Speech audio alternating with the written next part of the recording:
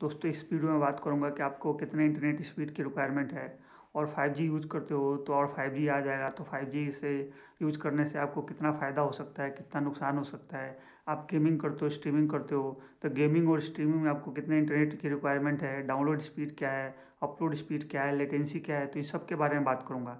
तो नमस्कार दोस्तों, मैं हूँ अंबुज, आप देख रहे हैं गीकी अंबुज। तो stay tuned and let's start. दोस्तों सबसे पहले आपको बता देता हूँ कि आप 5G यूज करोगे तो आपको 5G यूज करने से कोई नुकसान नहीं होगा। आप 5G यूज करोगे तो आपको डाउनलोड स्पीड है, अपलोड स्पीड है, वो काफ़ी ज़्यादा मिल जाएगा। लेकिन फिर मैं आगे बताऊंगा कि आप 5G नहीं भी यूज करोगे तब भी आपका काम चल जाएगा। तो दोस्तों सबसे पहले आपको बात करना चाहता हूँ कि आप नॉर्मली जैसे OTT प्लेटफॉर्म यूज करते होगे, जैसे नेटफ्लिक्स हो गया, अमेजन प्राइम हो गया, हॉटस्टार हो गया।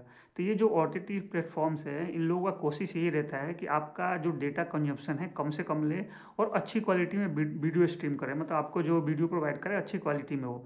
तो ये जो उन्होंने एक मिनिमम मतलब अपनी तरफ से, जैसे कुछ दिन पहले नेटफ्लिक्स ने अपने वेबसाइट पे ये शो कराया है कि अगर आप मतलब 1080p में वीडियो देखते हो तो आपको उसके लिए मिनिमम 5 Mbps की इंटरनेट की रिक्वायरमेंट होगी।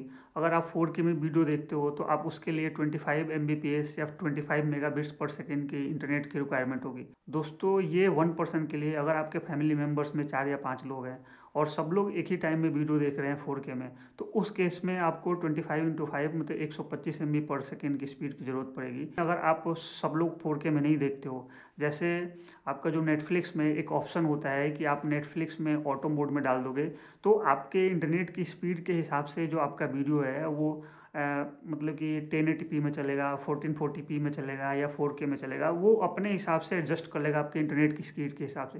जितना उसको बैंडविड्थ प्रोवाइड होगा, जितना स्पीड मिलेगा उसको, उस हिसाब से अपने स्पीड को मैनेज कर लेता है। तो मैं तो रिकमेंड करूँगा कि जब भी आप OTT प्लेटफॉर्म का यूज़ किया तो कभी भी आप वीडियो देखते हो तो उसको ऑटो मोड में डाल दे। अगर स्पीड अच्छी मिल रही होगी तो वो हायर रेजोल्यूशन में चलेगा, अगर स्पीड अच्छी नहीं मिल रही हो तो कम रेजोल्यूशन में चलेगा। अब दोस्तों बात करना चाहता हूँ कि जैसे आप यूट्यूब पे वीडियो डालते हो या यूट्यूब पे वीडियो देखते हो, तो इनफैक्ट क्या है कि एक वीडियो रेजोल्यूशन डाला जाता है। जैसे मैं जो वीडियो पोस्ट करता हूँ 1080p में वीडियो पोस्ट करता हूँ, तो जो 1080p में वीडियो डालता हूँ वो यूट्यूब है खुद जब प्रोसेसिंग होता है तो वो अलग अलग फॉर्मेट में वीडियो बना देता है। 1080p में बनाता है, फिर 720p में भी बनाता है, 480p में बनाता है, तो अलग अलग फॉर्मेट से बनाता है। अगर आपके इंटरनेट का स्पीड कम होगा तो आप क्या हो सकता है कि जो आपका फॉर्मेट रेजोल्यूशन है वो आपको कम में हो सकता है कि आप 360 के भी आप 360p में देख रहे हो या 480p में देख रहे हो या 720p में देख रहे हो। तो ये डिपेंड करता है कि आपका इंटरनेट का स्पीड है।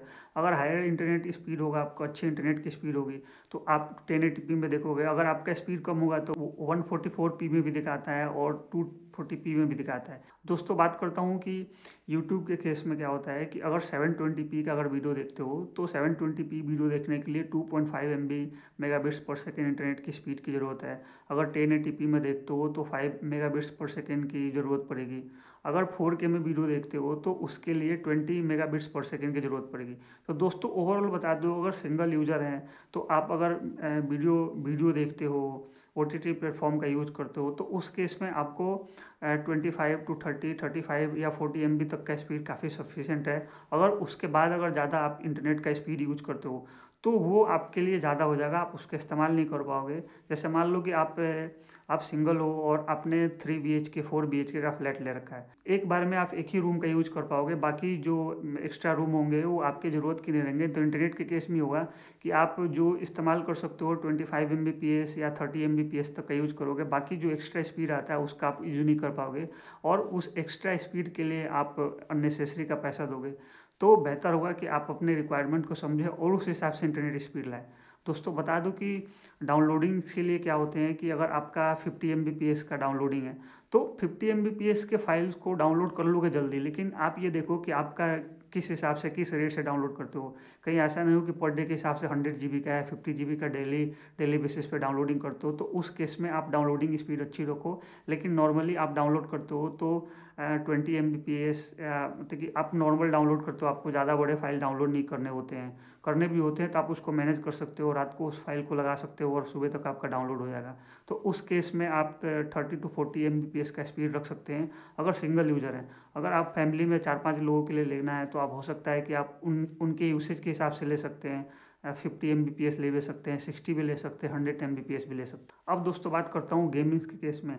तो गेमिंग के केस में ये बोला जाता है कि जब आप गेम खेलते हो, 1080p में आप गेमिंग कर रहे हो, तो उसके लिए आपको 4 to 6 पर सेकेंड की ज़रूरत पड़ेगी डाउनलोडिंग स्पीड, और अपलोडिंग स्पीड 0.5 से 1 पर सेकेंड की ज़रूरत पड़ेगी। जब आप स्पीड टेस्ट करते हो तो सबसे पहले पिंग होता है, उसके बाद डाउनलोड होता है, उसके बाद अपलोड स्पीड आता है। तो जो पिंग होता है इसका मतलब क्या है कि आप सर्वर से कितना जल्दी आपको रिस्पॉन्स हो रहा है। आपने कोई मैसेज मतलब रिस्पॉन्स मांगा और उस रिस्पॉन्स को सर्वर से आने तक में आपके पास कितना टाइम लगता है, उसको पिंग बोलते हैं।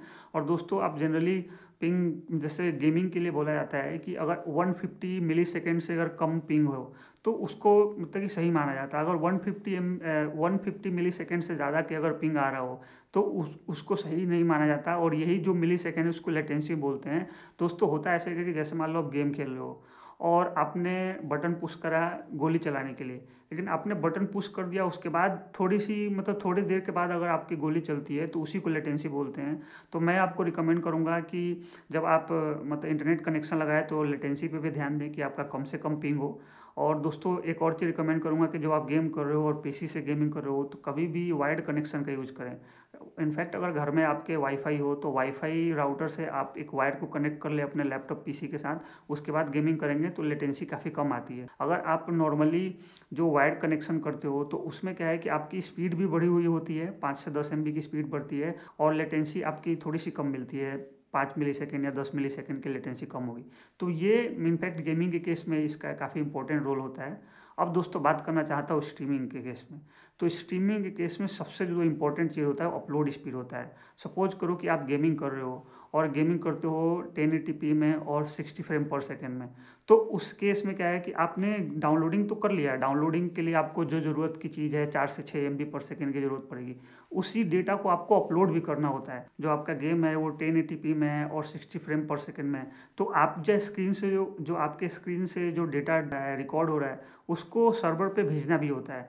तो जो आपके तरफ से डेटा सर्वर भेजा जाता है वो स्पीड जिस पे डिपेंड करता है उसको अपलोड स्पीड बोलते हैं। जैसे समझ करो कि आपने गेम खेला और साइमल्टेनियसली आपका स्क्रीन रिकॉर्ड हो रहा है और सर्वर पे जा रहा है, यूट्यूब के सर्वर पे जा सकता है या फेसबुक के सर्वर पे जा सकता है। तो ये जो जाता है और आप कितनी जल्दी भेज पा रहे हो तो वही अपलोड स्पीड डिपेंड करता है। दोस्तों बता दूं कि अगर आप 1080p में स्ट्रीमिंग करते हो और 60 फ्रेम पर सेकेंड है आपका, तो जो आपको अपलोड स्पीड चाहिए वो नियर अबाउट 10 Mbps की स्पीड चाहिए। अगर आप 4K में स्ट्रीमिंग करते हो और 60 फ्रेम पर सेकेंड है आपका, तो उसके लिए आपको नियर अबाउट 50 to 60 Mbps चाहिए। जब आप इंटरनेट का कनेक्शन लगवा रहे हो तो आप चेक कर लेना कि आपको डाउनलोड स्पीड कितना मिल रहा है और उसके साथ ही साथ अपलोड स्पीड कितना मिलता है। जनरली जो इंटरनेट सर्विस प्रोवाइडर हैं वो आपको डाउनलोड स्पीड बताते हैं, अपलोड स्पीड नहीं बताते हैं। ये आपकी रिस्पॉन्सिबिलिटी बनती है कि आपको अपलोड स्पीड के बारे में पता करें। तो जैसे 100 Mbps का प्लान है, आपने 100 Mbps तो वो डाउनलोड स्पीड होगी, लेकिन आपको वो मिलता है 10 Mbps 20 Mbps अपलोड स्पीड मिलता है। तो उस केस में आप 4K की स्ट्रीमिंग नहीं कर पाओगे। आपको पता करना पड़ेगा कि अपलोड स्पीड कितनी है। 100 Mbps का प्लान है तो आपको अपलोड स्पीड कितना मिलेगा, आपको अपलोड स्पीड कैसे भी करके 60 to 70 Mbps का रखना पड़ेगा। दोस्तों जैसे मैंने आपको बताया कि आपको गेमिंग के लिए, स्ट्रीमिंग के लिए और गेमिंग करने के लिए आपको अपलोड स्पीड 60 to 70 Mbps चाहिए, और डाउनलोड स्पीड भी आपके इसी के आसपास लोगे, क्योंकि ऐसा नहीं है कि आप डाउनलोड स्पीड 40 MB ले लोगे और अपलोड स्पीड आपको ज़्यादा मिलेगा। कभी भी आपको डाउनलोड स्पीड ज़्यादा मिलता है, अपलोड स्पीड कम मिलता है, या दोनों बराबर मिलते हैं। तो मैं आपको रिकमेंड करूँगा कि जब आप इंटरनेट कनेक्शन लगवा रहे हो तो आपकी जो रिक्वायरमेंट है वो सपोज करो कि 60 Mbps की रिक्वायरमेंट है आपको, तो आप कभी भी 60, 70, 80 या 100 Mbps का प्लान ले सकते हैं।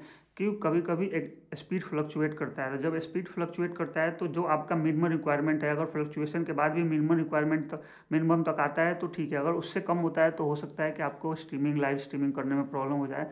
तो आप जो भी आपका डेटा यूसेज है आप उससे थोड़ा सा ऊपर का प्लान ले तो बेहतर होगा। दोस्तों बता दूं कि जो 5G टेक्नोलॉजी है वो 4G से कम्प्लीटली डिफरेंट है। उसके लिए नए नए एंटीना लगाने पड़ेंगे, और ये जो 5G मार्केट में आएगा तो ये 4G से कॉस्टली होने वाला है। तो आप देख लेना कि आपको कितने स्पीड की रिक्वायरमेंट है, उसी हिसाब से आप 5G यूज़ करना।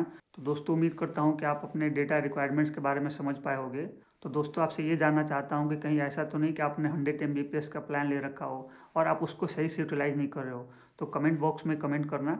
अगर ये वीडियो अच्छा लगा तो लाइक करें, शेयर करें, और चैनल पे फर्स्ट टाइम आए तो सब्सक्राइब भी करें। Thanks for watching this and have a nice day.